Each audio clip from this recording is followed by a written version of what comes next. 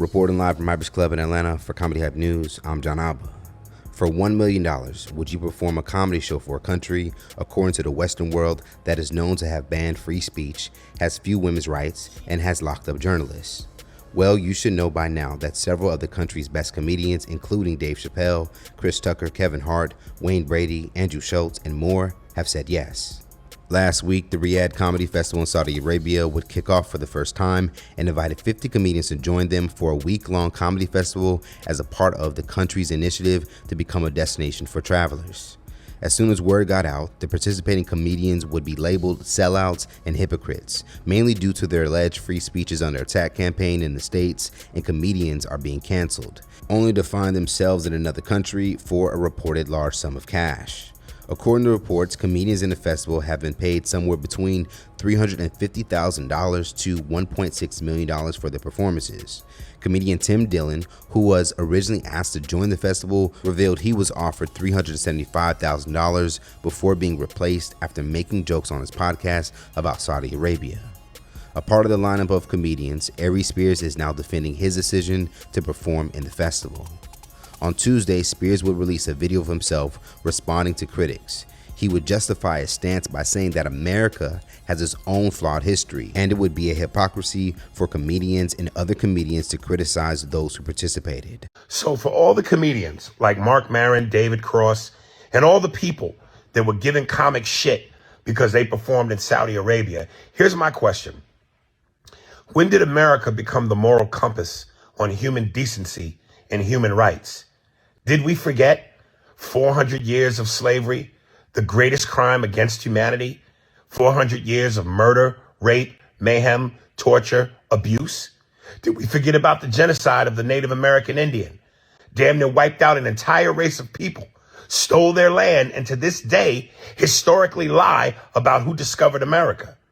The brutalization of its own citizens, black people, at the hands of the police, the same organization whose salaries we pay through our tax dollars to protect and serve, but instead abuse and kill.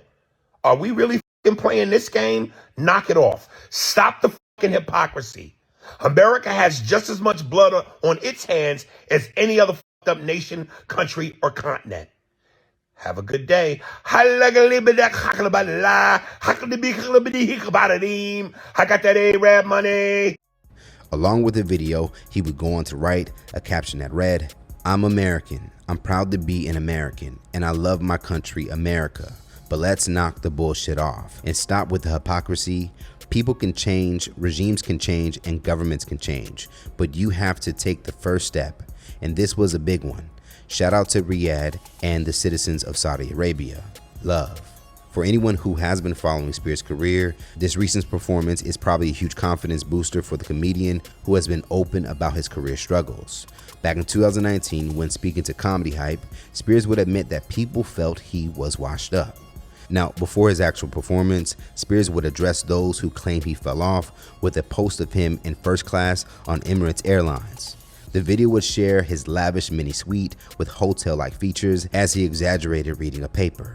For his caption, he would write, "Emirates Airlines first class to the Middle East, 28K LOL, and people say I'm washed up. Ain't it funny how it's always the ones who can't or who have never been who have the biggest nuts to say the most non-cynical shit? Broke people tickle me. Yeah, I'm being petty, but F it, y'all started it." As mentioned, Dave Chappelle was also a part of the lineup, and it appears that he has received the most backlash from it. Today, the Washington Post would release an opinion piece criticizing Chappelle and the other performing comedians who would take to the stage for the festival.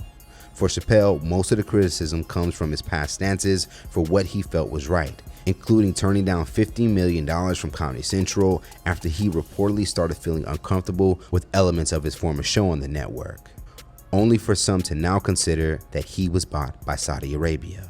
A user on X will point out Chappelle's hypocrisy around free speech. So Dave Chappelle, a black multimillionaire comedian, goes to Saudi Arabia where there are African slaves and complains about his lack of civil rights, freedom of speech in America. Only a Westerner could be so privileged yet so deluded to think an Islamic regime is preferable to the freest nation on the planet. Now, as far as Kevin Hart, Chris Tucker, and Wayne Brady, it does not appear that they have yet to respond to the backlash. Let's talk about it more in the comments below. Does Aries Spears have a point about the hypocrisy surrounding this Saudi Arabia comedy festival? And are people just jealous of the opportunity these comedians were given? Stay up to date for the latest news and comedy by subscribing here to our YouTube channel. And if you enjoy content like this, check out hypersclub.com to get a membership to watch full interviews and more original content. And if you have a story you think we should cover, send us a message now at hyperalerts.com. Reporting live from Hypers Club in Atlanta for Comedy Hype News, I'm John Abba. And as we always say, keep going.